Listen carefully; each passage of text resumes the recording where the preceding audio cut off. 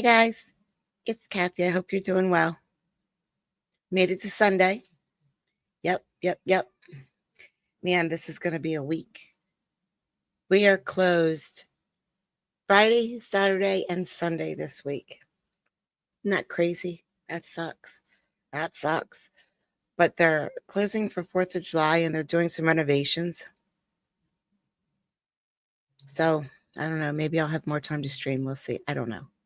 I'm not promising anything yet. But so stay tuned later for the video that I'm about to put out later because it's really good. It's very short, but it's really good. There's a ton of swearing in it. And I'm not bleeping any of it out. I'm just not. I know I'm supposed to because YouTube, but I don't care. I'm leaving this one as it is and I'll just take the hit. I don't care.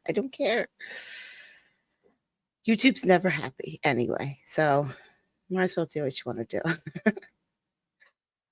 do. Okay, so this first clip, it's 8 minutes long. He violates the protection order right in front of the judge, but it keeps getting worse and different and turning and twisting. This is a match made in heaven, guys. These guys are completely in love.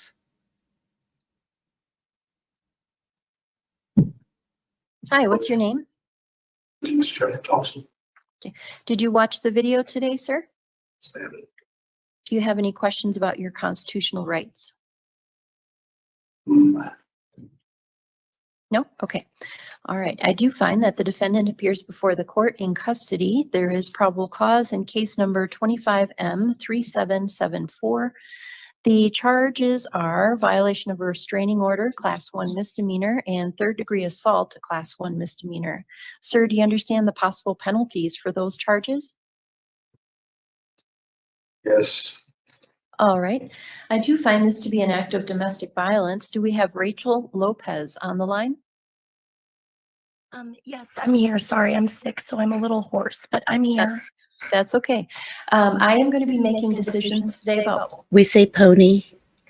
bond Duh. and about the mandatory protection order. You are welcome to address the court, but you're not required to do so. What, if anything, would you like me to know? Well, there is a couple things regarding the protection order. When it was given a while ago with another case, we were in a serious relationship. We were living together. We have not been able to split belongings. There were things because we were living together that we shared. I know there is a vehicle that is about to be towed at his mother's and some of my belongings there. I do know that is the reason why a lot of the protection order violations are in place, because we were trying to split things up and just kind of figure things out. And also, even though he was ordered to be removed from the premises or he couldn't go back, we were both evicted. So I am just needing, I guess, help and advice on maybe what to ask and what to do and how to go about, just kind of ending this relationship. All right. Thank you, ma'am. As a judicial officer, I cannot give you any legal advice. You can certainly reach out to the victim advocate at the district attorney's office, and they may be able to provide you with some assistance or some resources. You can also, of course, contact an attorney on your own for advice as well, but I'm not able to provide that information to you at this point in time. So I'm sorry about that, but I am going to set the terms of the protection order. So Mr. Tonso, you are ordered to have no contact. I will help you get your stuff back. Do not worry. I will get your stuff back. Of any kind with Rachel Lopez. You are ordered to vacate the home that she lives in. You are ordered not to share the same residence with her. Sir, are you acknowledging the terms and conditions of the protection order? Yes, Your Honor, but if I may expand on that, two of those restraining order violations. She's So- attempts to commit suicide. So, sir, I So really don't I- want you I to can help. say anything, know. only because you are being recorded. Anything you say can be used against you at a later court proceeding, and I wouldn't want you to accidentally incriminate yourself, okay? Yeah. Can I ask you one question? If the assaults are dropped, because I've never put a hand on. Mr. Tonso, please do not speak anymore about the case. If the assaults are dropped, Judge, if someone would just drop the assaults, would I be free? That's not it. That's not the violation, though. Every case has a separate protection order. So even if some cases are dismissed, the restraining orders for other cases still exist. So you can't just say, well, if I Just so you know, the video, their live stream crackles every here and there, not a lot. But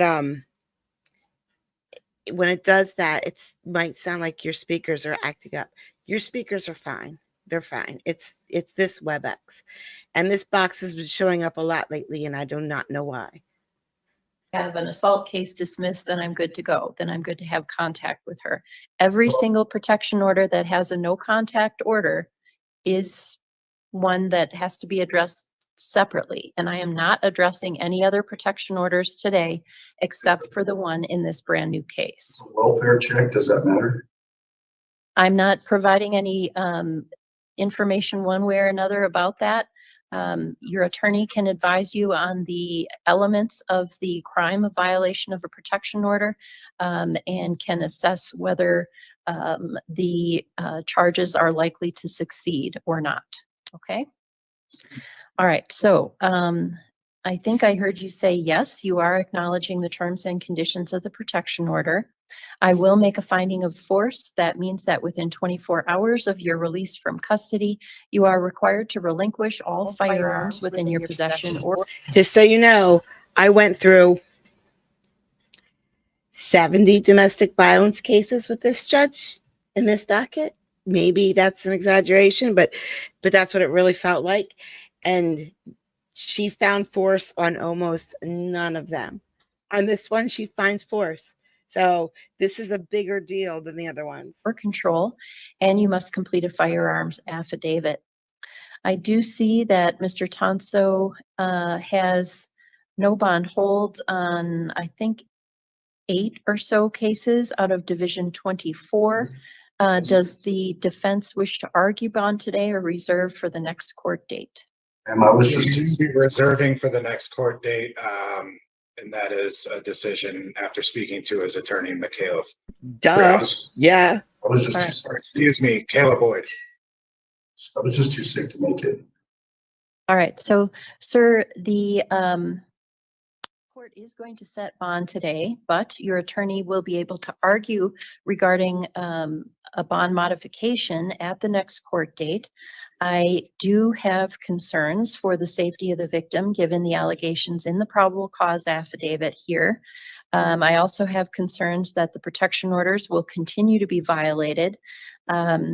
You are charged as a habitual domestic violence offender at this point.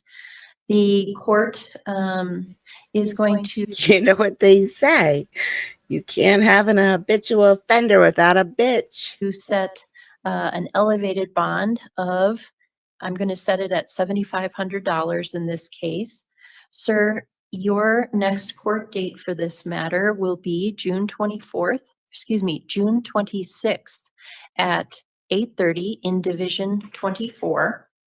And again, as I said, bond can be addressed at that time. And Ms. Lopez, you are welcome to attend that court date, but you're not required to be there. All right? Okay, I understand. I do have a question. Is there any way that I am able to get an order of the peace to retrieve my belongings?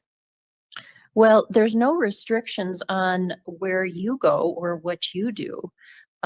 So, you know, I don't know what address you're referring to, but these protection orders, unless I unless there's a case against you in which you are the defendant, there really are no restrictions on your ability to go places.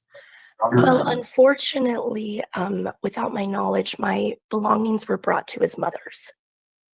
Well, like I said, there's, She's so, cohorting, sir, she's cohorting with a criminal sex offender. So- and I don't want to- sir, that's very not simple. relevant. That is Mr. not Thompson, relevant please today. stop talking. She's already had a chance to go to my house. Ms. Lopez, as I said, unless there are protection orders in which you are the restrained party or you are the defendant, there's no restrictions on you going places or doing things. So if you don't feel safe going to his mother's address, you can go to the sheriff's department and see if they will accompany you. But at this point in time, I can't issue any court orders with respect to your property. Okay? Okay, yeah, I understand. Thank you. All right, Okay, thank baby. you. Mr. Tonso, I'm not finished with him yet. Mr. Tonso, by making that statement that you just made, you again violated the protection order. Sir, you are ordered to have no contact of any kind with Ms. Lopez. No contact in person, no contact in writing, no texting, no calling, no, He just told her you already had a chance to get it. All he said to her was, you already had a chance to get it from my mom's house. And that was it. He broke the protection order right there in front of the judge. may not. Sir, Yes, ma'am. sir, you may not have any contact with her regardless of whether you are in custody or out of custody. Do not make any more statements. You are done. Thank you, Deputy. Thank you, ma'am. All right. Last, He's a dumbass. He's a dumbass. That's what happened there. You know, the assault charges were dropped. Let's just might as well stick with domestic violence since we're at that. hi, sir. What is your name? Johnny Simmons. Did you watch the video today? Yes, ma'am. Do you have any questions about your constitutional rights? No? Ma'am. No, okay. I do find that Mr. Simmons appears before the court in custody. There is probable cause in case number 25 CR 2685. The charges are attempted first-degree murder, a class 2 felony, first-degree assault, a class 3 felony, and tampering with physical evidence, a class 6 felony. Do you understand the possible penalties for those charges? Ma'am, the charges on that was, I was asleep and I got jumped. So, sir, I don't want you to say anything about what happened in the case, what happened or what didn't happen. My job today is just to inform you of the charges and then find out What didn't happen was murder. It was attempted murder. if you understand the possible penalties. If you see the class 3 felony and the class 3 felony and class 2 felony and class 6 felony up on the board there, that should give you some ideas about what the possible penalties are. Do you understand that? No, ma'am, I don't understand all that. Okay, so I'll go through those with you. So for a class 2 felony, if it is charged as a crime of violence, then you would be facing 16 to 48 years in prison, and a fine of up to from $5,000 to $1 million.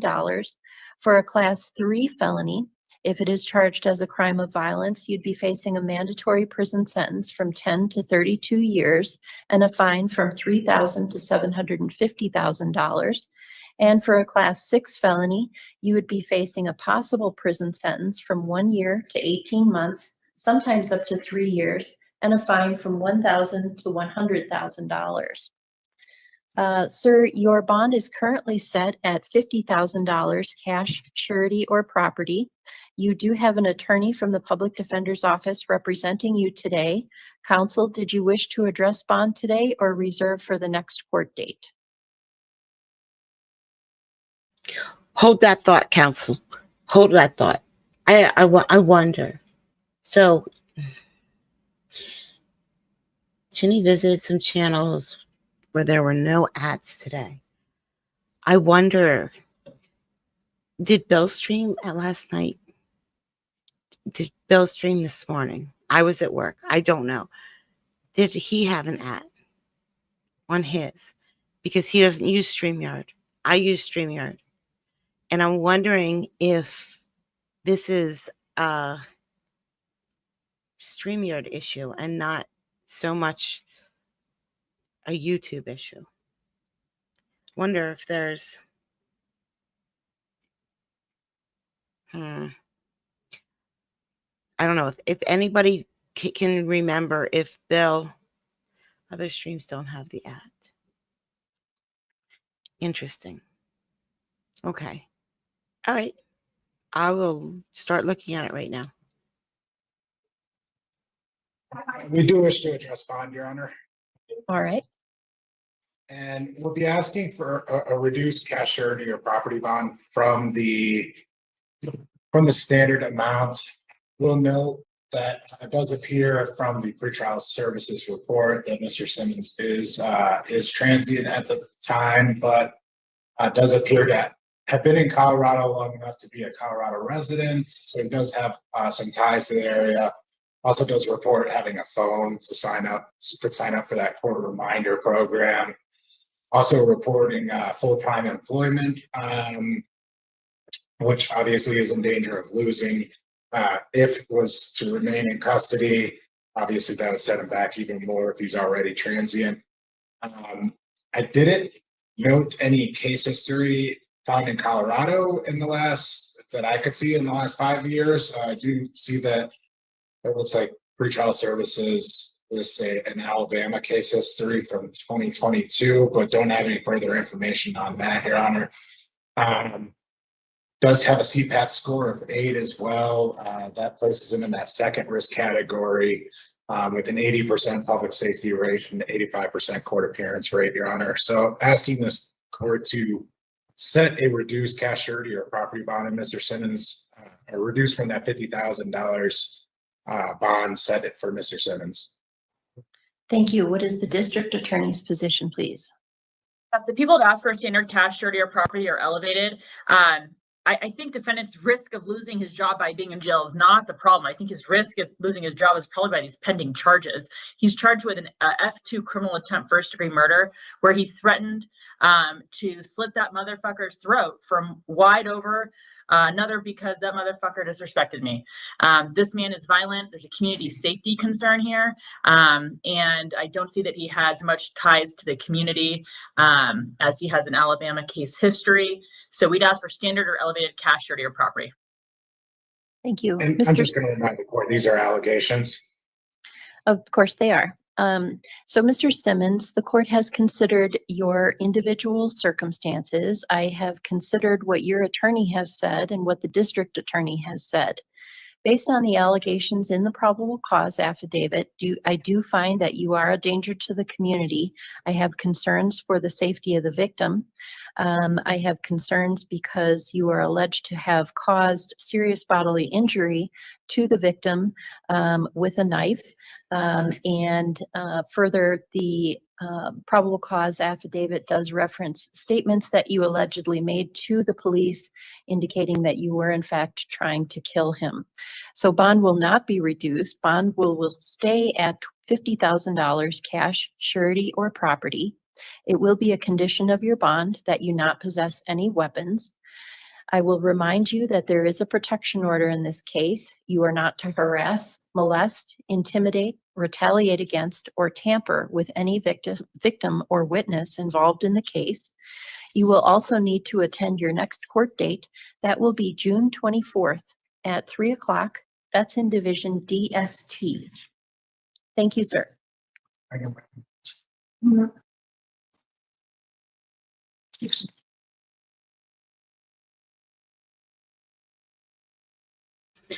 Well, he's not going anywhere. Let's watch Juanita for. Oh, wait. I have a louder Juanita.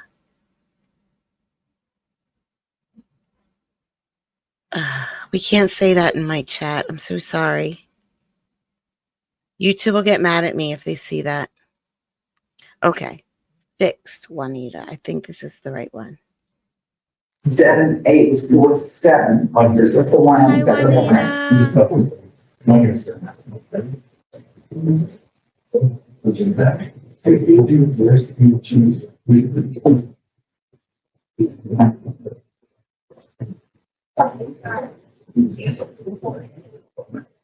I said it, you got that already? Okay. So we can walk out with but you can go ahead.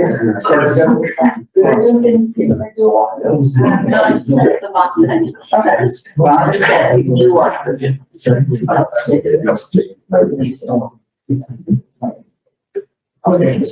You look like you're in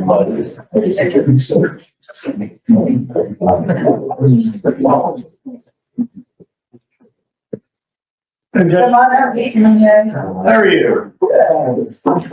I have an arraignment today.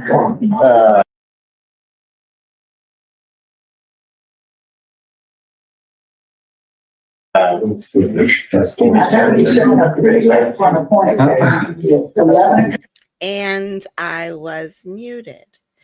Look who's here. It's so cool seeing Judge Fleischer lawyers in her courtroom. Isn't that cool? Well, I've been in the building. I was speaking, I was talking to the defendant. He had a lot to say. Yeah. No, it was, it's, last name, Espen, first name Alfred. I got him right here. Alfred Espen. He's right. Yes, sir. Mr. Espen, you charged with criminal mischief. Yes, ma'am. Are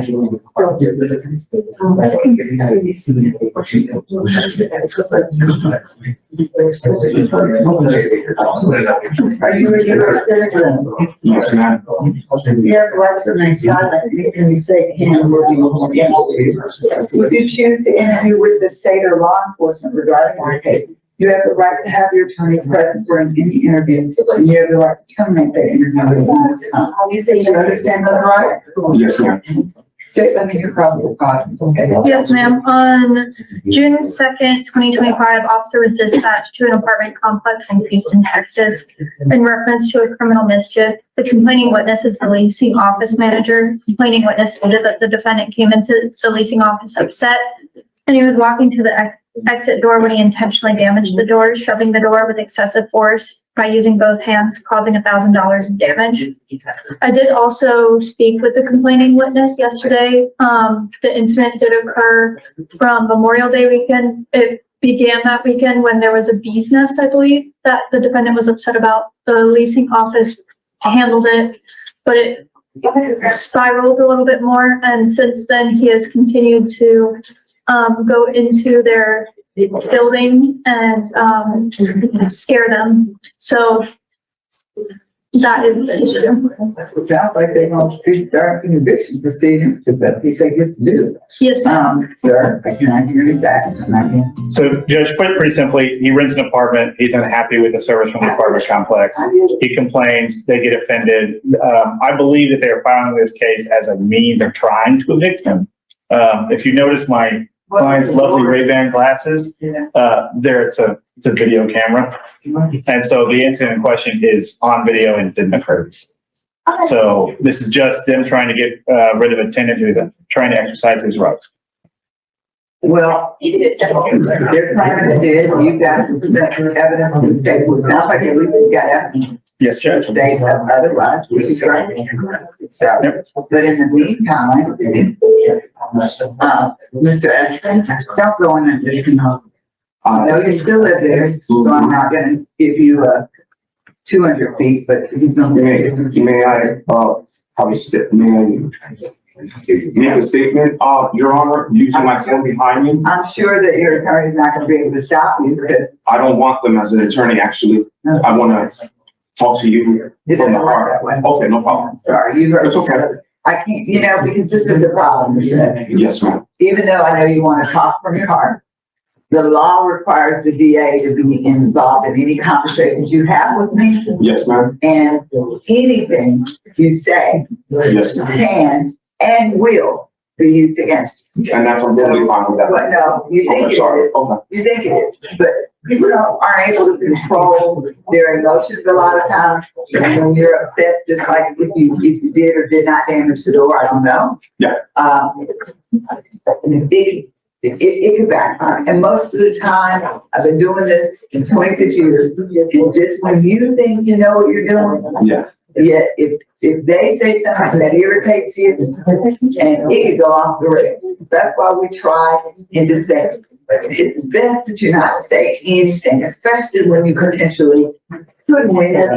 If you have attorney, if you've got video, then you're at it sitting pretty. Not, I haven't talked to her in a bit, but I have talked to her and she said she's getting it fixed and there's only 2 more minutes and then it's over. They can potentially get your case dismissed. But if you mess it up some kind of way and don't remain silent, it may be a longer process. Okay? Understood. I just advise people it goes so much smoother when you have attorneys because they know what they're doing. They have relationships with these people. They know if you get them the video, they know how to present. I'll be honest, the DA is not going to talk. You're going to sit here all day. We got Mr. Amaya who wants to talk to the DA. He's going to be here another hour. Sit and wait. Just, it's not going to go soon. Okay. Okay. So whether you like them or not, they know what you're doing. Okay.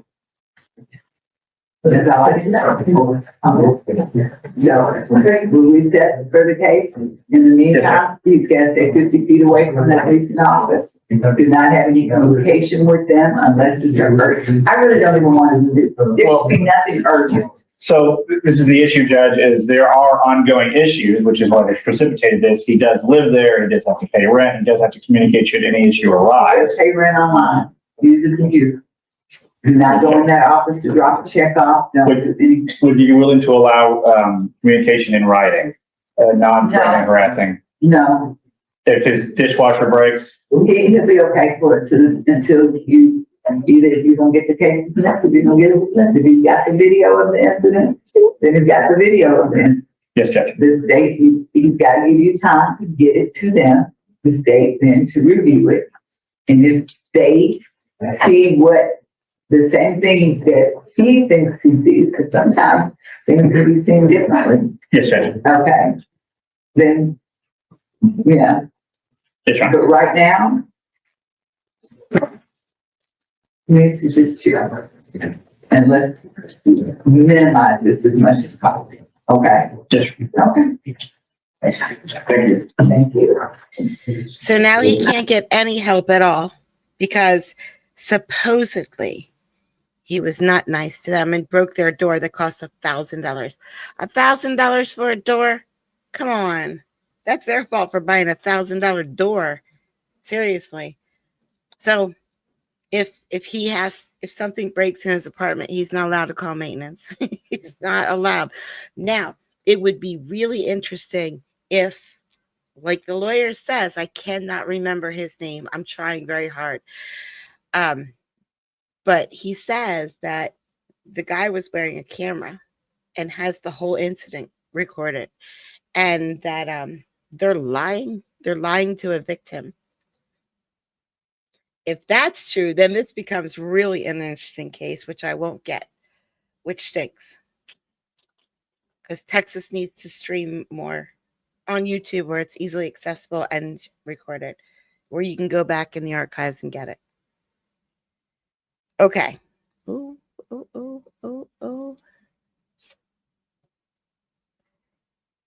Let's ponder for a bit, shall we? Shall we ponder?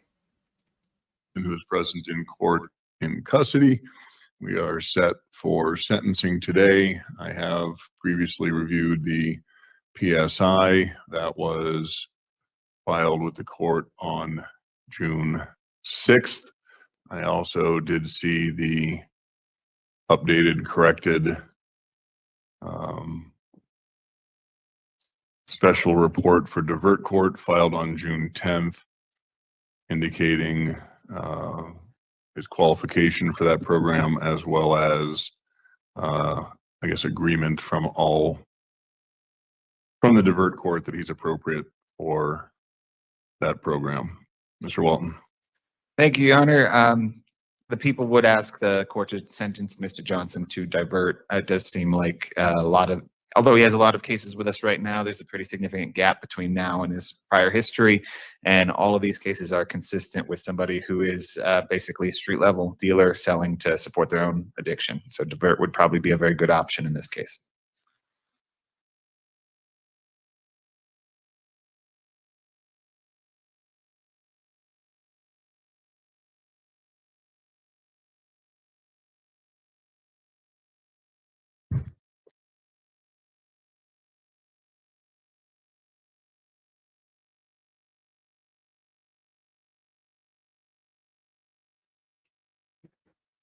My viewers are from Facebook Marketplace. No, just kidding. They're not, but they could be.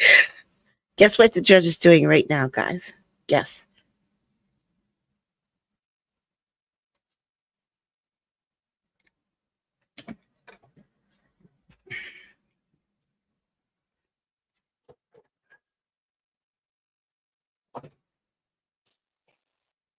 Mr. Reading. Judge, obviously I concur with the district attorney. I think that Mr. Johnson is exactly the kind of person that Divert Court is designed for, and is somebody who's going to benefit greatly. I know the court probably has some reluctance based on the fact that, as Mr. Walton notes, that he was involved in distribution, and that this court's takes a very dim view of fentanyl. I think what is important to note in that is that it seems pretty clear from the reports and from what I've looked at, which is the same thing Mr. Walton, is that he's a low level person that's basically out there doing work for the bigger people to sustain his addiction. He has, since the age of 14, Judge, been using and abusing one form or another of drugs or alcohol. He came late to fentanyl. According to the PSI, he didn't start using it until a few years ago. He's 47 years old, has 5 kids, numerous grandkids. Most importantly, Judge, he's somebody who wants the help. He said that in the PSI. He said that to me all along. If you look in, including the cases that were dismissed, Judge, he was just out of it out there. One case where he's just wandering around and just inebriated, and the police stop him and find warrants and find drugs.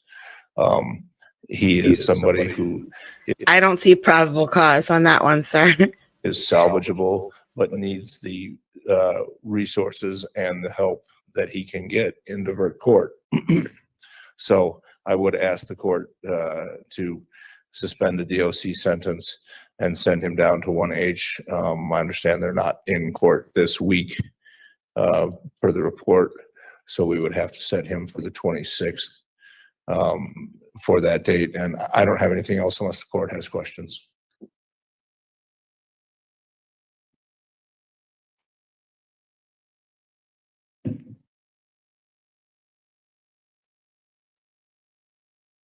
Y'all missed it last video. So you're the right time. I'm pointing it out this video. Yeah, I'm just ready for a change. I'm tired of doing the things I've been doing. And believe I could do better.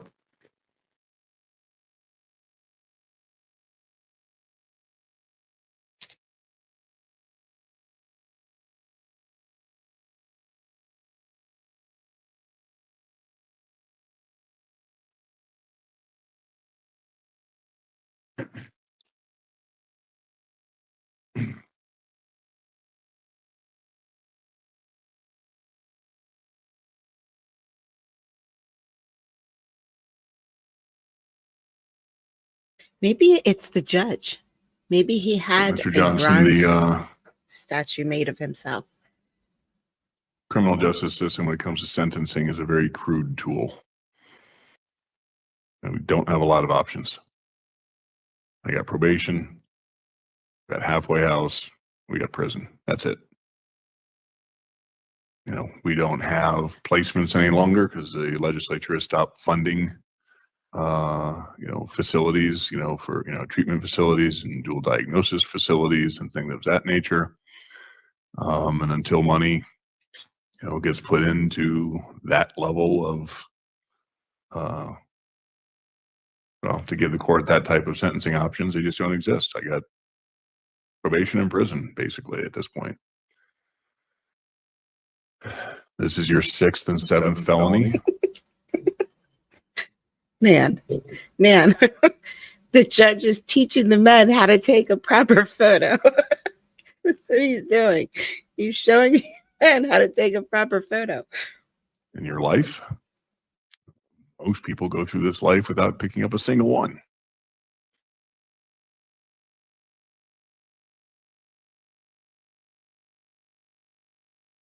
I am going to sentence you to divert, but there comes with a big backside to that. Look, you're going to have more resources thrown at you than most people get in Colorado in the criminal justice system. You've got a judge down there who believes in that program, who believes it can do good, who believes it can help people exactly like you. So if you're actually serious and you really want to take this seriously, you know, the number of people on that team that are going to be out there looking to help you is, it's a lot.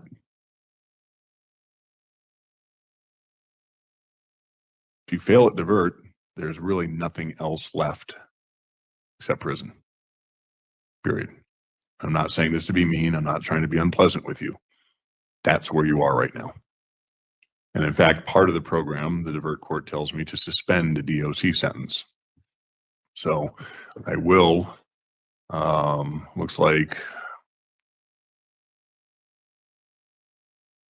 this probation should be a minimum of 3 years. So I'll sentence you to 3 years of probation. How much pre-sentence confinement credit does he have? Just looking for that, Judge. In 90 days. PSI is accurate? Okay. Yes, it is. Let's do it this way, actually. In 24 CR 4626, that's the drug misdemeanor 1. I'm just going to sentence you to 90 days in the county jail, give you credit for 90 days. There's no need to have that misdemeanor hanging over your head. So the misdemeanor cases will be closed.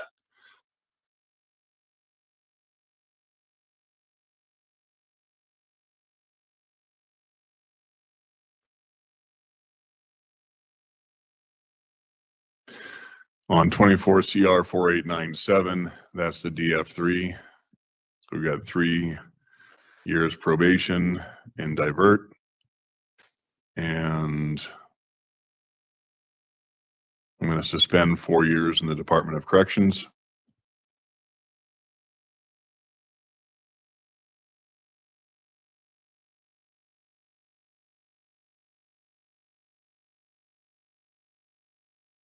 You are going to need to, well, part of the program tells me I'm supposed to also give him 90 days as a condition with RISE. Has he already done the RISE program, or? He has not talked about that.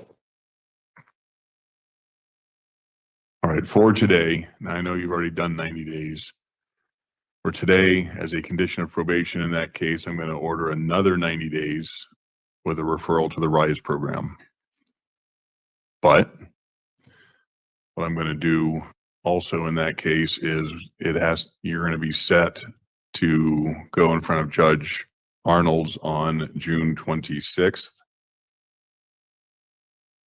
This matter will be transferred to 1H for June 26th, and that's going to be at 1:30. That's the time the in custodies get set. And Judge Arnold's can reconsider that 90-day with the Rise. Rise is actually supposed to be a good program. It's one of the few programs I've heard that have actually really helped people and put people off on a good footing. So when you get out, you're actually ready to succeed as opposed to starting from ground zero. So maybe she keeps it in place, maybe she doesn't, but it's entirely possible. She can, she has the authority, she may reconsider that 90-day sentence. And so your attorney, her, will be able to talk about that.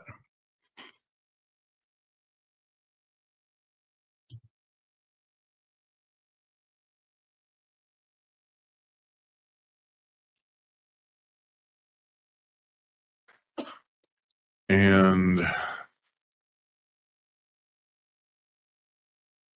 then on 25 CR 1700, we'll also sentence you to 3 years probation, supervised in the Divert court. I'll suspend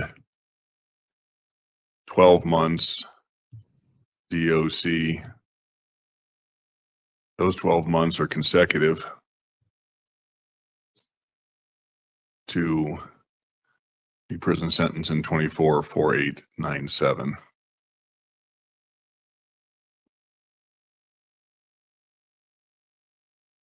So if you make it through the program, hopefully you'll be never have to deal with those suspended sentences. So I agree with you. I think you can do this. And I think you're probably getting sick and tired of coming to court and dealing with people like me. So good luck to you, sir. There's no restitution. And the 3 years probation on the second case is concurrent Yes, probation is concurrent. and Rise. Or just want to put it on the one? Probably better just put it on the one. Yeah, it's just on the one. Hope to see how. My voice. Can I call number 25 real quick, Judge? I don't appear to be moving real quick today. I'm trying. I love that Not you, part. it's me. You said 25? Yes, please. Is Mr.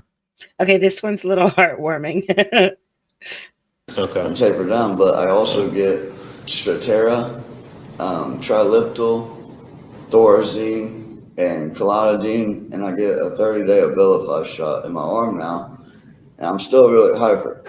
I feel like, I don't know, I kind of need to go get my medicine checked out or get it refilled or something. Okay. Where's It's not working as good as it should. So you have a doctor? We have a doctor. I would like to take him to Riverside. I don't have a family doctor. You don't have a doctor who's prescribing you this stuff? It was a behavioral health. I had just got out of BHP?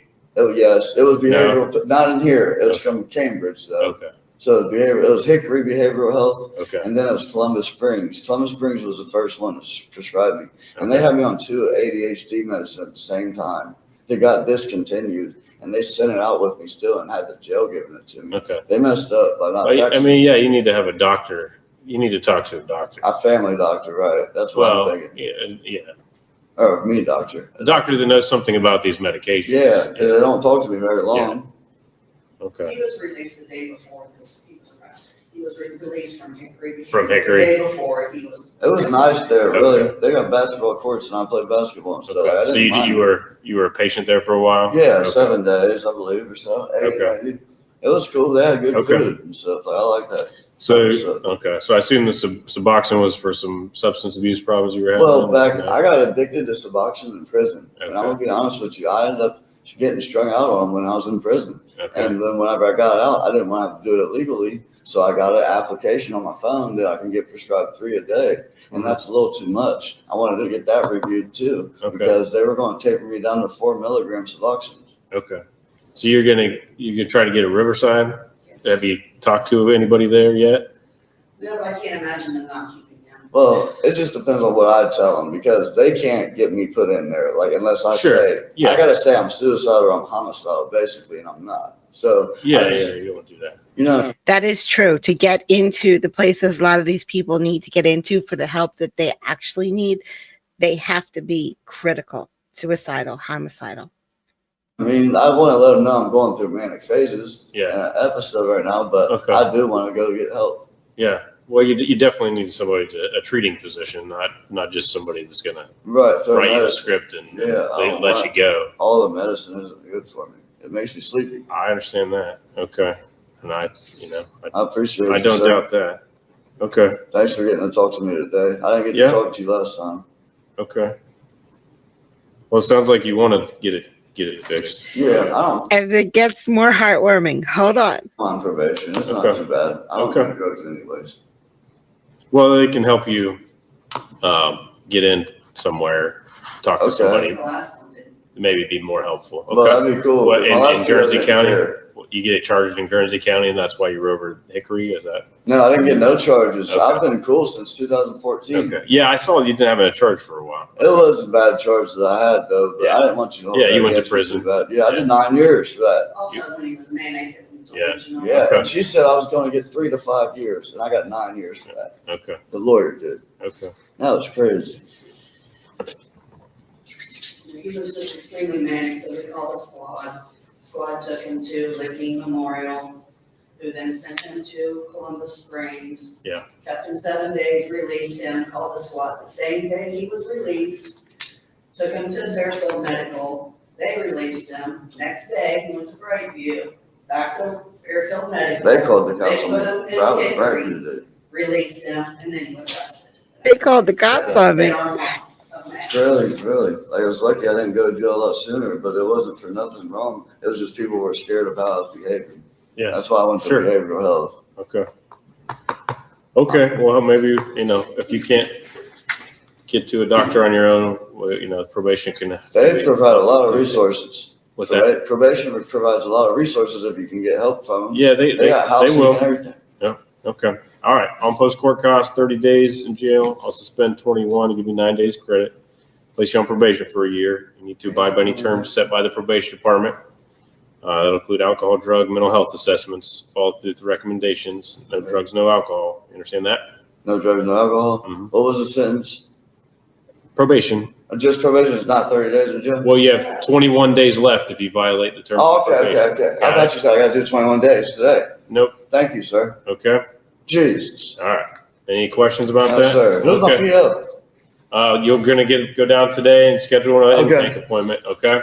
Thank you, sir. All right. I appreciate Hopefully you can so find a much. doctor that'll help you out. Okay. I will. Thank All you, right. sir. You're so nice, Judge. That was so nice. All right, George. I have to see what this is because I don't remember. So I have to click it. This is what she did. She put a whole bunch of wood and stuff on my trailer. Okay, listen. There is no verdict here. The judge just wants them to sign papers and send her their thoughts in writing. Okay, we got it. There's no verdict here, but that doesn't mean I'm not going to play. I am definitely going to play it, but there is no verdict here. Do not ask me what happened because I don't know. Okay? I'm going to get comments. Watch the comments come later.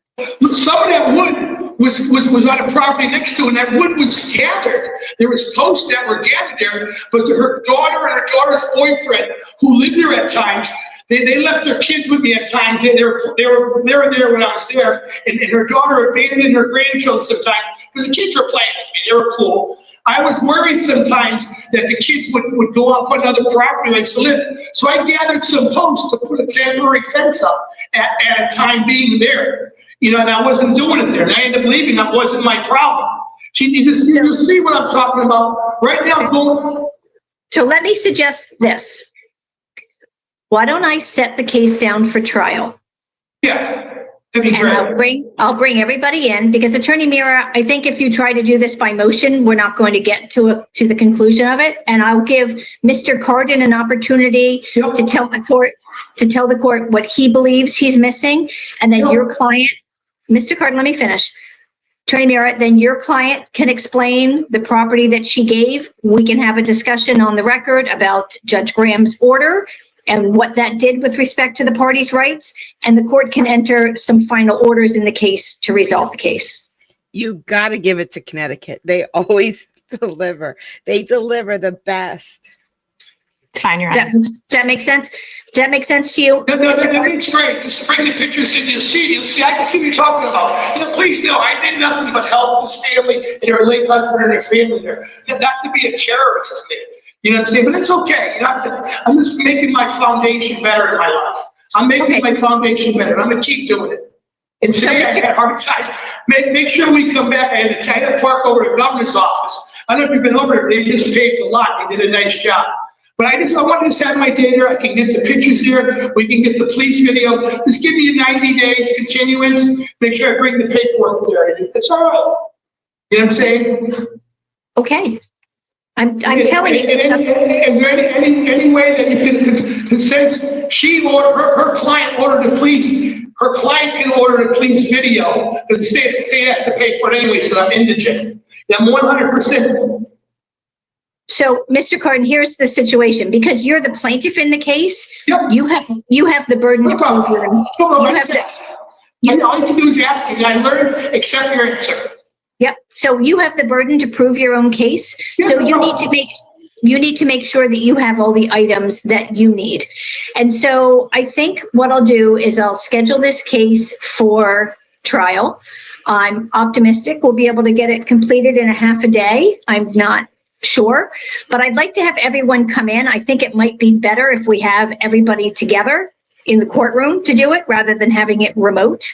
And that way, maybe what we can do is have you meet with a judge in advance before we go forward with the trial. Go through your documents, Mr. Cardin. We'll go through whatever documentation Ms. Corrigan has. Pictures and stuff, yeah. We'll see if there's some way to resolve it. And if there isn't, then we'll try the case. Sounds good, Your Honor. Mr. Cardin, yes? Yeah, I was asking a question. So he raises his hand when he's just talking over everybody the whole time. Security, I can hear him. I can hear him sort of cheering me on. Never gonna get that out of my head now. I want to get. I need this attorney to send to me. How is she registered in town doing business? I need she to send it to me. So let me tell you this, Mr. Cardin. That's not within the four corners of this action. So I'm not going. Let me finish. Well, I think you're discriminating against me. So I want to file a separate complaint. Okay, so Mr. Cardin, time out. Let me speak. Let me speak. We're on the record, so I'm going to conclude this hearing and come off the record. You can continue to speak with Attorney Mira. It just doesn't have to be on the record. I don't need the court reporter taking it. If you have some other issue that you want to raise with Attorney Mira's firm, that will be done in a separate action, but it doesn't relate to this action. Let me finish. It doesn't relate. So you get a minute. Okay. It doesn't relate to this action, so I'm going to take us off the record. But I just want to say to you in advance that if Attorney Mira has given the information on the record previously, and Attorney Mira, if you would like to stay on with Mr. Cardin and maybe we can get this issue resolved. You're damn right she wants to do that. She was praying you would say that, Judge. Would be very helpful, but you're not under an obligation to do that in this case. Yes, Your Honor. Okay. Yes, Mr. Cardin? But I just need the 2 dates I was there. Does she have to know off the top of her head? You have to know the 2 dates. I forgot what 2 dates they were. September 14th and September 21st of 2024. September 21st, you said? I'm sorry, I got my hair. I don't have my hair yet. Yep. September 14th and September 21st of 2024. But like I shared with the judge and you, I got in a terrible accident on November 20th, and my life flipped upside down, and I just working with it. It wasn't my fault. It was a hit and run, but it was a plumbing company, and they're taking care of that. It's just that I got sick. That's okay. That's okay. You know what I'm saying? And okay. Could you out of the courtesy, what I think is really unacceptable is I just want her legal name, how she's registered in town. I'm a licensed contractor and I'm registered with the state of Connecticut doing business as Daniel J. Cardin LLC. And I legally have to put my name, how I'm registered with the Secretary of State. Makes it hard. I just don't want to be discriminated against. And I feel I'm being discriminated against with your Mr. Cardin. And I have to write it with those connected letters, Judge, the ones that are connected together and together and together for the Secretary of State. Attorney Mira is going to give you that information once we finish this. So you stay on the line once I sign off. She's going to give you that information, and then you can verify. She can just mail it to me, that'd be fine. You know, I want to keep it simple. I don't want any problems. I just wanted to get my stuff and move on my life. I complied with the thing there. What happened to me after, I was shocked. Attorney Judge, he just wants to keep it simple. He don't want no drama. He just doesn't know how she can pretend to be a lawyer. He wants her credentials now. Simple, no drama. Mira, maybe it would be helpful if you put that in writing and mailed it. Mailed it to Mr. Carden? Okay, so Mr. Carden, she's going to mail that information to you. I appreciate it, because I'm having a hard time hearing to write it down so much and so forth. Okay? No, I think this is better. She will mail it to you, and then you can use that information to verify with the town of West Hartford. Yeah. Okay. Yeah, I'll go to the thing and see how it is there. That's fine. I was just concerned on the day in court. She seemed like a nice person. The judge on that day when we were in court thought it was pretty odd that they never even contacted me before court. That was okay. When I left this court, I went right to the Secretary of State. I said, geez, so I went up and thought they wanted to discuss it because there was money owed to me. This clip is brought to you by everybody who complained about Juanita's poor audio. There's a lot of work I did that I always got paid, and she never paid me for it, which was really odd. And how else getting paid? So just because I have a disability doesn't give anybody the right to discriminate me against any way, shape, or form, or treat me like, or abuse me emotionally. I don't think anyone nobody disagrees with you. So, Mr. Carden, you had asked for a 90-day continuance. Would you like me to set the trial down for a date in September? Yeah. Okay, I will set it down, and I will send you, the clerk's office will send you the time. He gets 30 years. And date, and we'll schedule it as a pretrial conference in the morning, and if we're not able to settle it, followed by a trial. Thank you, Your Honor. Yeah. Yes, Mr. Carden. Ma'am, Your Honor, if I need to get there's going to be some fee waivers. I might need to get some tape, some videotape. If I bring it to court, you can sign off on it. You can look at them. Because I'm more than qualified for my income. Yep. If it's something I have jurisdiction over, yes. Well, what it is, it's with the police video. It's with the video. The video shows the whole thing. Plus the pictures. I don't know that that's something you'd get a fee waiver from me, but maybe it is. You can come to the clerk's office. If you're going to use it for this case, the police were there, or I could subpoena the policeman too, which I might do that. Okay, that I can give you a fee waiver for. I appreciate it, yeah. It would have been pretty simple if she just let me get my things that have been gone here. I lost work over this and everything, but it's okay. I want to keep moving forward. I want to keep moving forward, All right, so I'll schedule this for a date in September. Attorney Mira is going to send to you, Mr. Carden, the information regarding the formation of her law firm, so you can verify that she's properly licensed in Connecticut. Sure. Get all your materials together. You'll have plenty of time to get your fee waiver applications on file. We'll sit you down with a judge and see if we can settle the case to begin with. And if we can't, I'll give you the trial that you're looking for, and we'll get the case resolved. Yeah, Your Honor, I'm not saying that, just make it clear. I just didn't know how she was doing business to accept papers, how I'm doing it. If she has an attorney that she can put them in. I just thought it was sort of odd. She was more, not negotiable, she was more open to this. When I spoke to the first judge, this would have been resolved a long time ago. I would have said, boom, boom, give me my things that have been gone. Not to treat me like I'm some second-class person. Just because I have a disability doesn't give anybody the right to. It's just ludicrous what happened to me there. Ludicrous. And it's okay though. It's okay though. Because I put some more in my foundation. I didn't get if I wouldn't get nailed by YouTube, I would have showed ludicrous right there. No, this is ludicrous. 22 years and 5 days sobriety, chasing nothing. You know what I mean? Not because of this. I was just want to resolve this. Those material, it affected me not earning a living. It affected me in my car. There was heartbreaks there. Why she just did it beside me. All right, well, you're going to have an opportunity to present your case to the court and have it adjudicated by the court. My exhibits I should bring in that day. I'll bring my exhibits in that day. Yes. Okay, all my exhibits and any subpoenas for any police or something like that or anybody else, I'll bring in that day too. Well, you need to get those on file beforehand so you can get the subpoenas issued for that day. Yeah, I'm saying I'll work with the law library and so forth. That's okay. Perfect. I mean, they could have just done it there. It's not a great hardship on me, but that's okay. You know, I look at it this way, the Lord really wanted me just to do my foundation a little deeper, and that's fine. You know, and I moved on, it's fine, you know, but life is good, it is what it is, you know. I'm 22 and a half, I've moved on. I'm 62 and a half, I have 22 years and 5 days sobriety. Life is good, and I help people all the time. Let me end with this, Mr. Carden. Congratulations on that. That is a major life accomplishment, and I wish you well. And this case will not derail you in any way. No, I'm gonna keep doing it. It just really hurt me. Well, what Mrs. Corrigan done to me, what she continues done to me, really hardened me. It continues to harden me. You know, I had an agreement with her husband. I knew her husband her whole life and her children and her mother. Their family can't get over what this Corrigan did to me. She can't get over it. Careful. All right, so Mr. Carden, I have an 11 o'clock hearing. I think we've got a good plan in place that'll give you enough time to get this resolved, and the court will send a notice.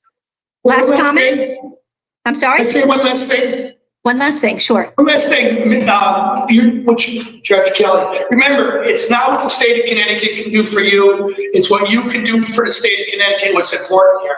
You know, we have justice here, you know, and just to do the best you can. I even worked with Mr. Lamont's office about what happened to me in the situation there a couple times there. And it's just, we're working with it, you know. And all right. Just like, we're going to get your case resolved, Mr. Carden. All right, that will conclude today's proceedings. You can expect a notice from the court and a letter from Attorney Mira. Thank you. We're concluded. Thank you very much. Have a great 4th of July. You're welcome. You as well. All right, court. I didn't know whether it was reach her. I would like to voicemail, ask her to call me back if she was coming. Looks like she's on WebEx now, so technically it's those calls you make, man. Good morning, Your Honor. Morning, Mr. Brown. We're ready on Mr. Barros's case. Thank you. This is 24 CR 3345, People versus Veros. I'll take entries starting with the people. Aaron Brunskill for the people. Stephen Brown, alternate defense counsel for Mr. Veros, who appears in custody at the podium to my left. Thank you. Good morning, folks. This matter comes on for continued sentencing. Mr. Brown, are you ready to proceed? The defense is prepared, Judge. Okay. And Mr. Brunskill, are the people ready to proceed? Yes, and for the record, Ms. Kirkpatrick is on WebEx. Okay. Thank you. Good morning, Ms. Kirkpatrick. Ms. Kirkpatrick, can you hear us okay? Yeah, I can hear you. All right. Thank you. Good morning. Okay, I have reviewed the PSI and the affidavit in this matter. Mr. Brown, I'll turn it over to you, sir. Thank you, Judge. Just as to any additions or corrections to the PSI, first off, Judge, I know Your Honor isn't looking necessarily at the PSI for possible penalties, but it does look like the possible penalties they cited on page 2 are incorrect. I would just ask that the court reference the plea agreement we reached in terms of any possible penalties. In addition, I do have an update to credit for time served. I have it at 128 days now, given the continuance from our last setting. Okay, thank you, Mr. Brown.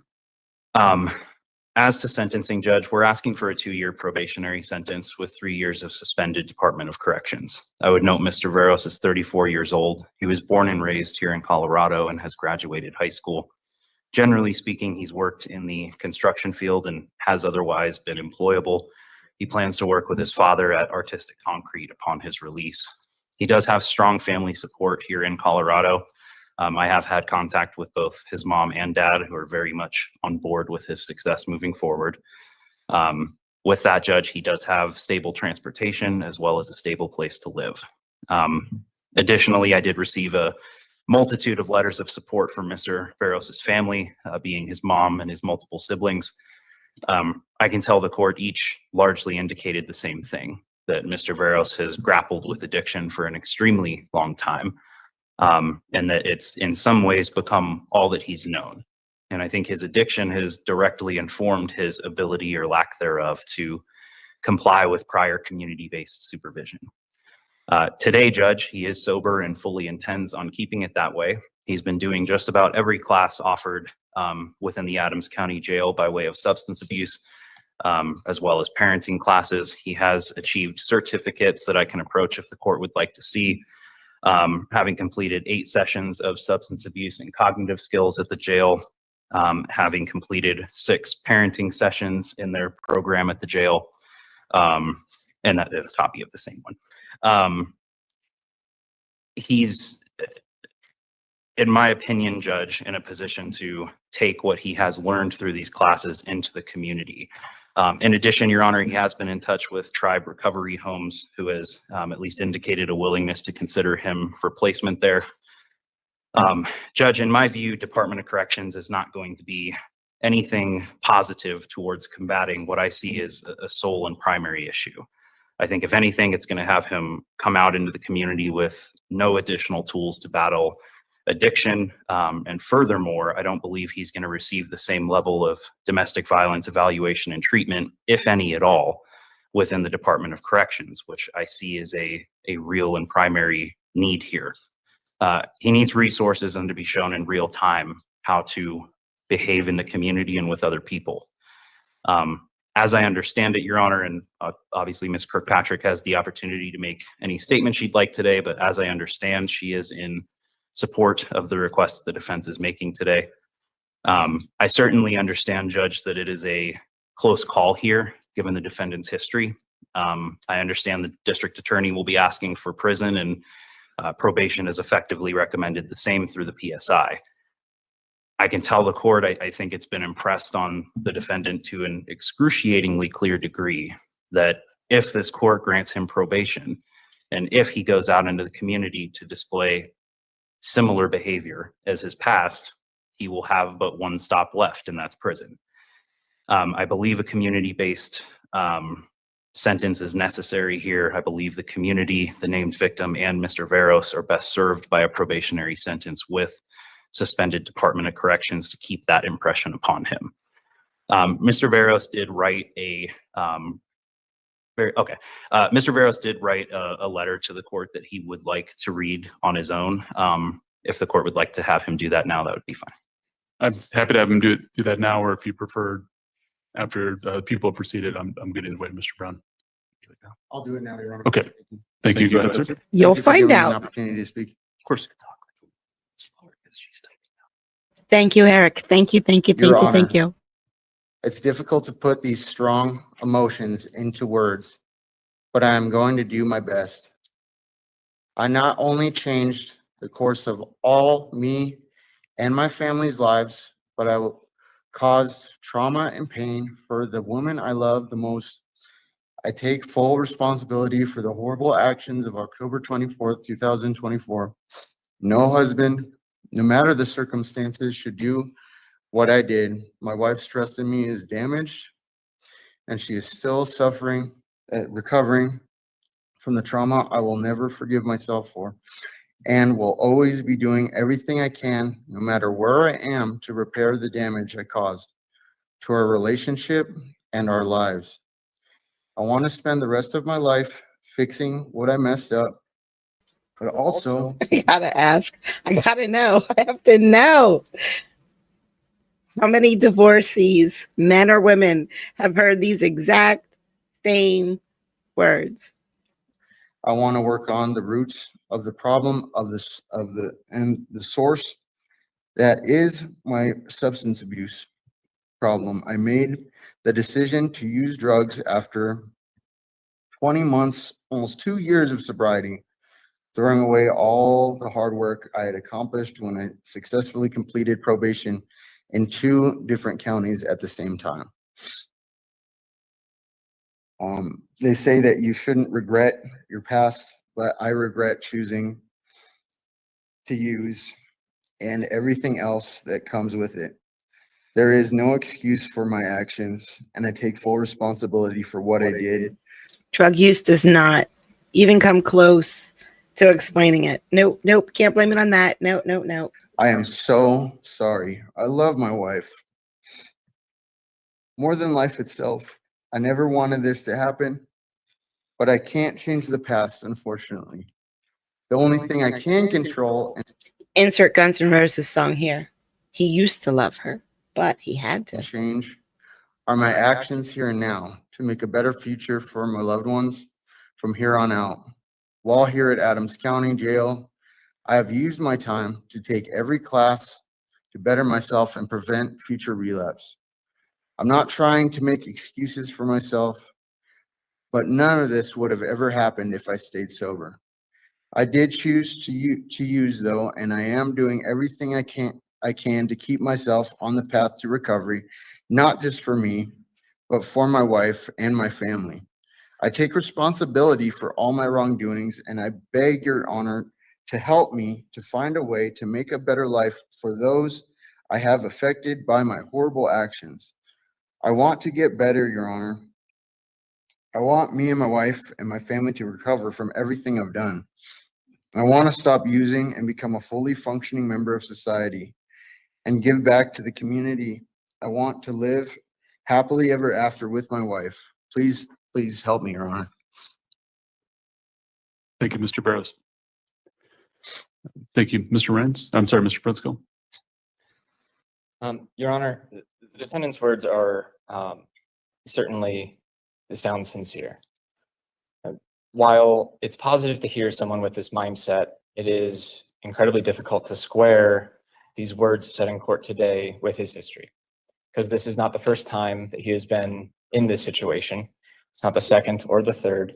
As the PSI notes, this is his second felony conviction and his sixth domestic violence conviction, with the fourth domestic violence victim. Four different victims. Mr. Kirkpatrick is not the first woman that he has subjected to this kind of behavior. It is not the first time that he has been in a position where he can take one of two paths, either complying with treatment and probation and the laundry list of resources that he has been provided in the past, or incarceration. And in the past, as the court can see in the PSI, the explanation of the past community resources and supervision that the defendant has been offered and subjected to is incredibly extensive over a very long period of time, and it is consistent that the defendant does not comply with it. It gets worse. It does. He's been afforded many, many, many opportunities, both with substance abuse treatment, sober living, inpatient treatment, any kind of program that the Probation Department of Community Corrections, it seems, has available, the defendant has had an opportunity to complete. And specific to domestic violence, like I said, this is his sixth conviction for domestic violence. Every single one of those prior convictions had a mandatory requirement to do domestic violence treatment. And yet here we are again. The most recent significant case that the defendant had, where he was sentenced for robbery, the court can see kind of the detailed explanation of the history of his compliance or lack of compliance with his various sentences on that case. And he was given an opportunity. He was resentenced back to probation for a year, and then that year ended. That probation terminated successfully. 2 weeks before he strangled Ms. Kirkpatrick in this case. 2 whole weeks is how long Mr. Kirkpatrick, Mr. Barrows, was able to act lawfully when not under court supervision. Probation has not worked. Probation and community corrections has not worked to keep the intimate partners of Mr. Barrows safe, to keep our community safe. It has not worked for years and years. It's not appropriate to try it yet again. I think the maximum sentence on this charge would be 3 years in the Department of Corrections, and that's my request. I think Mr. Barrows has very thoroughly earned that sentence, and frankly, probably more. But under the plea agreement, I think that's appropriate. He had a new case in Broomfield County that's briefly mentioned in the PSI, 25M130. That was while he was on bond in this case. He was in contact with the victim in violation of the protection order. He had what appeared to be a real firearm, but turned out to be just a replica firearm. But he did have brass knuckles on him at the time. This is not the kind of behavior that is encouraging for someone with his history to be engaging in while on bond for such a serious case. It's incredibly discouraging to see that kind of behavior, especially in light of his statements here in court today that he's going to commit himself to behaving better. These kinds of promises, I understand, it's difficult. Well, I can't confront those promises and say that they're false, because I don't know exactly what's going through Mr. Barrows' mind, but I do know his past behavior, and I know that that is a sign of likely future behavior. And while he may have good intentions, Brass ultimately he has knuckles. shown Yeah. over and over and over again that they do not follow through. He does not follow through with them. They do not pan out, and he will assault another DV victim in the future. Well, the sentence to Department of Corrections, as defense counsel noted, may or may not provide different resources or ability to get treatment. You know, at some point, Your Honor, when defendants don't comply with treatment or don't change their behavior, sentencing them to more treatment stops making sense. And simply sentencing them to incarceration so that we at least have some period of time where we know his intimate partners will be safe is all that we can accomplish here. And so that's what I'm asking the court to do. Sentence him to 3 years Yeah, in the that's Department of never, Corrections dude. so we can at least be sure Never. that there is some period of time when he will not be in our community with weapons, doing drugs, assaulting his intimate partners. That's all that we can accomplish here. So he's asking for 3 years because of the charge. That's all he can ask for. That's the maximum. So that's my request. Thank you. Thank you, Mr. Brunskill. I was going to hear from Mr. Patrick. It looks like she just dropped off. Do you know if she was planning to address the court, Mr. Brunskill?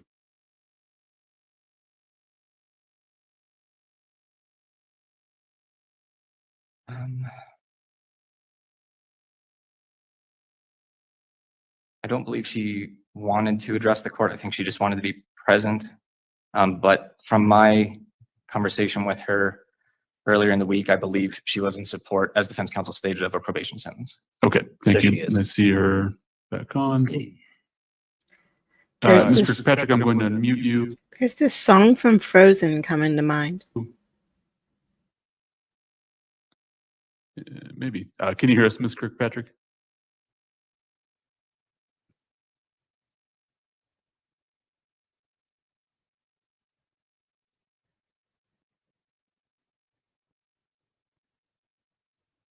I'm going to try and mute you again. I just want to make sure you can still hear us. Are you still there, Ms. Kirkpatrick?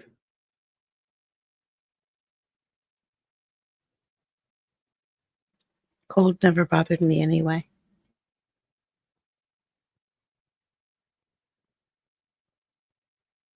Ms. Kirkpatrick, are you able to hear the court?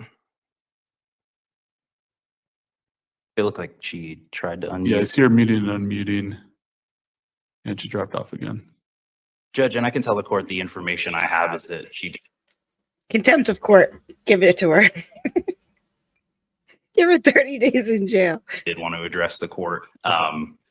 So I would, to that degree, ask that we hear from Ms. Kirkpatrick, or at least affirm or deny if she wants to address the court.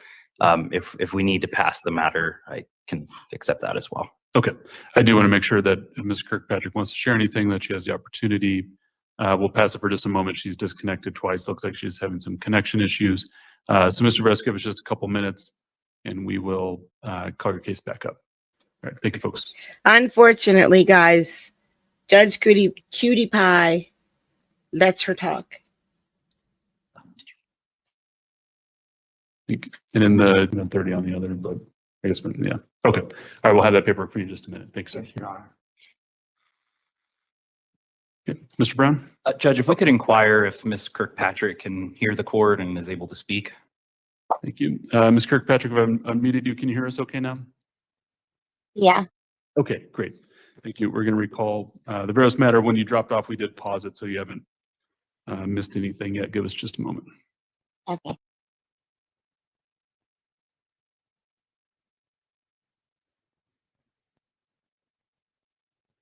He's going to shave that beard one day and we're all going to be very confused.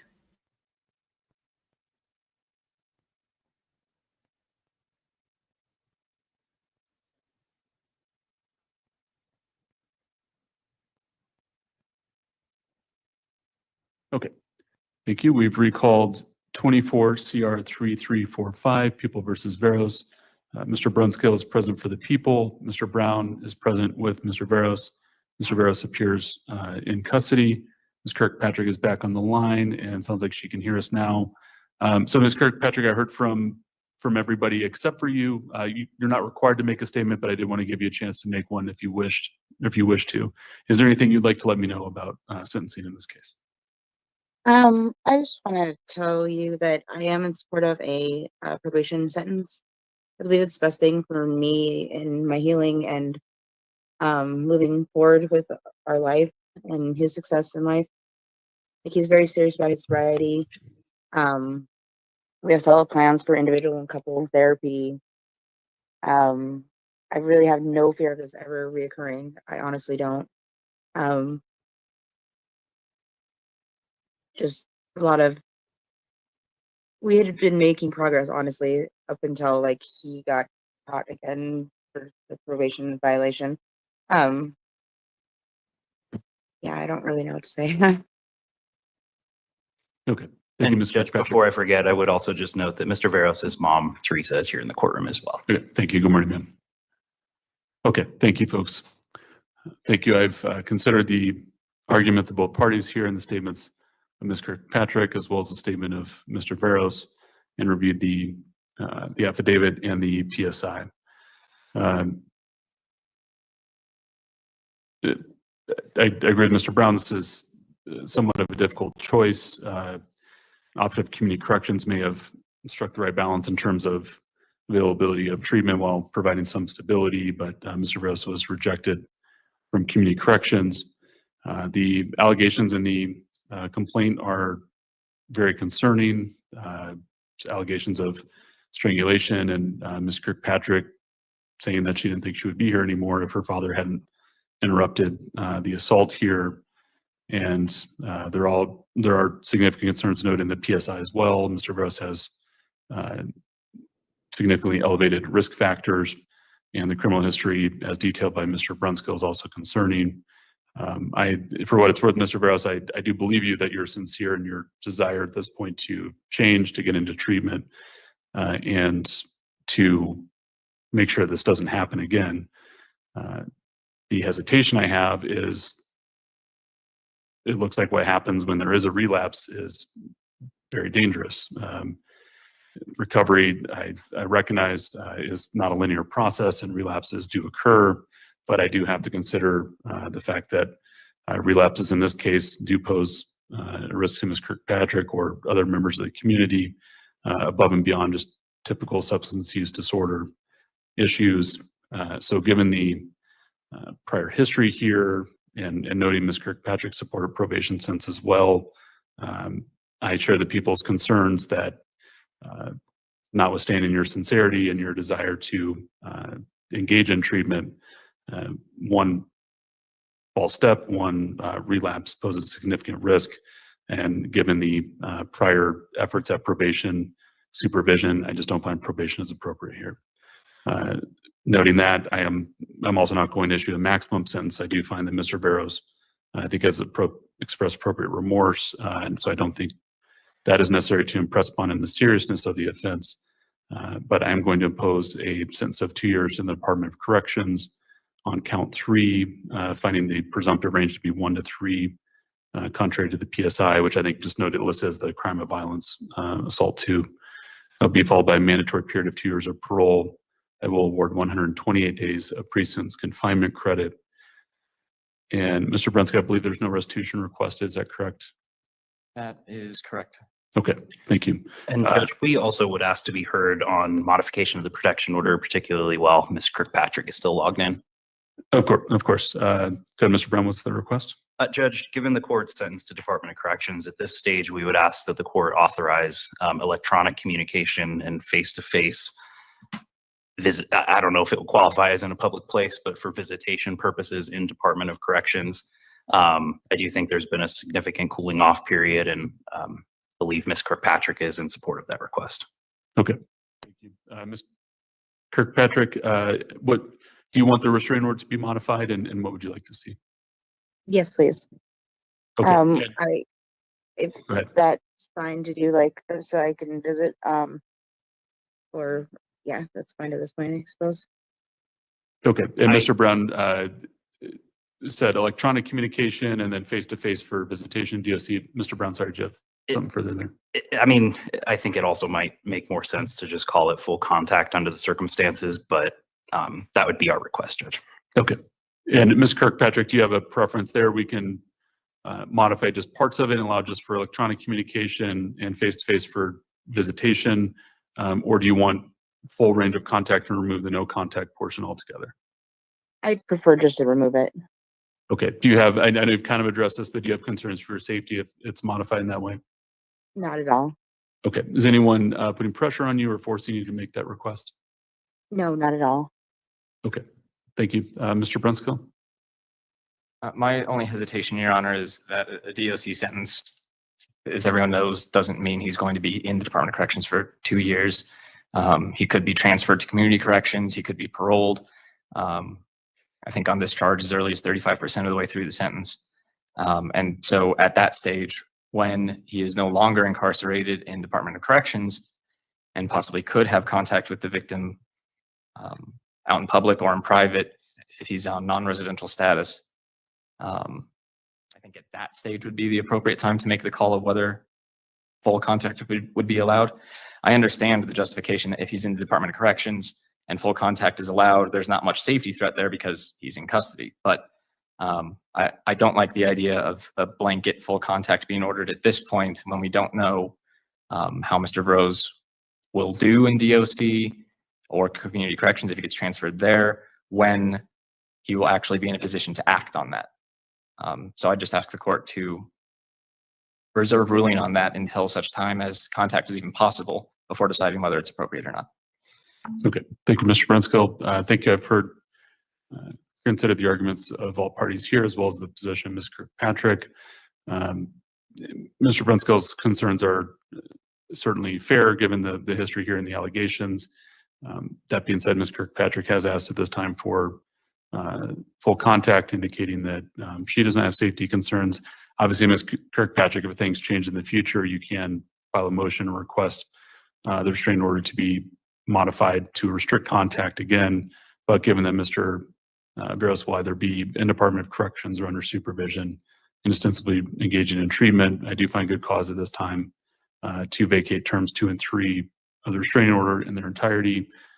So that does mean you can have a full range of contact, Mr. Veros, but term 1 is still going to be in place, which says you can't harass, molest, retaliate, or intimidate. Ms. Kirkpatrick is a witness, so things need to remain civil.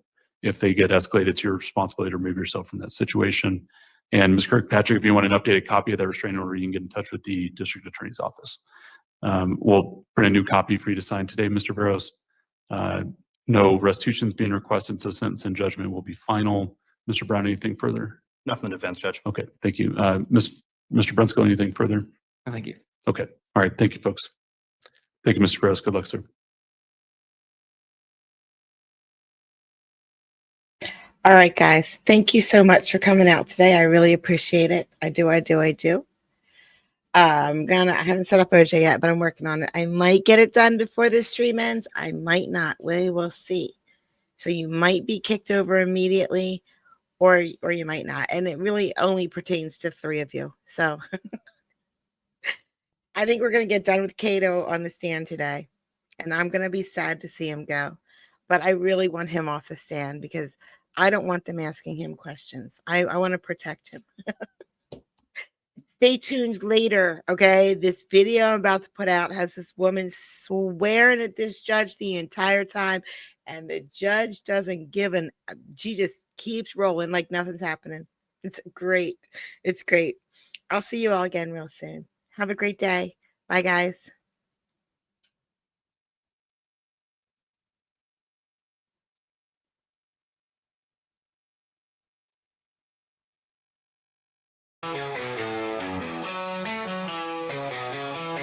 Got these lights that goes digital dreams through the screen. Her blue eyes gleam.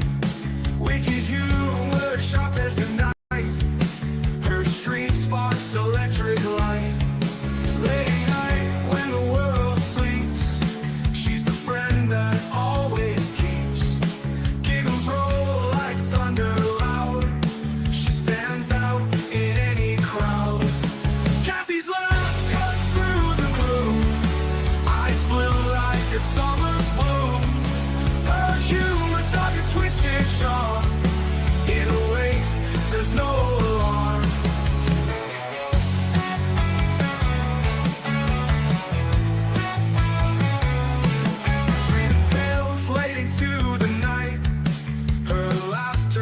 feels just right. Even when my world turns gray, with a giggle she lights the way. Her eyes near a sky so blue, in her jokes there's a truth so true. With each stream she brings the light, turns dark days into bright. Kathy's laugh cuts through the gloom, eyes blue like a summer's bloom. Her humor dark and twisted sharp, in a way there's no alarm.